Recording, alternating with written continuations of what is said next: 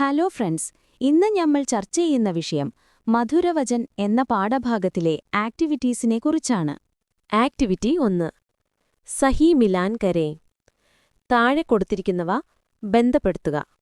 ബാണി, വാണി, ശീതൽ, സീതൽ, ആപ, അഹംഭാവ്, തീനി, തീനോ, നാസ്, നാശ്, തോരോ, തോടോ, जुरे, जुड़े, आस, आशा.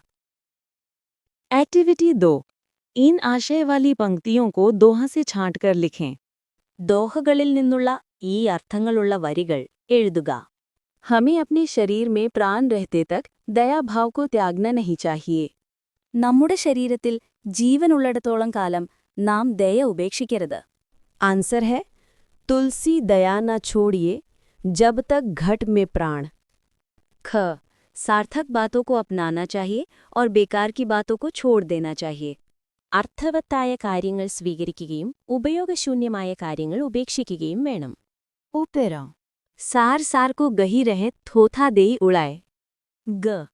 अगर प्रेम का धागा एक बार टूट जाए तो फिर इसे जोड़ना मुश्किल होता है.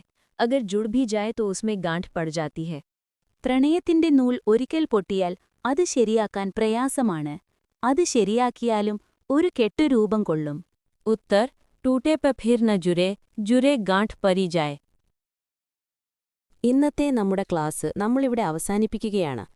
നമ്മുടെ ഈ യൂട്യൂബ് ചാനൽ എല്ലാവരും ഒന്ന് സബ്സ്ക്രൈബ് ചെയ്ത് ബെൽ ബട്ടൺ കൂടി എനാബിൾ ചെയ്തു വെക്കണേ. പുതിയൊരു ക്ലാസ്സുമായി വീണ്ടും കാണാം.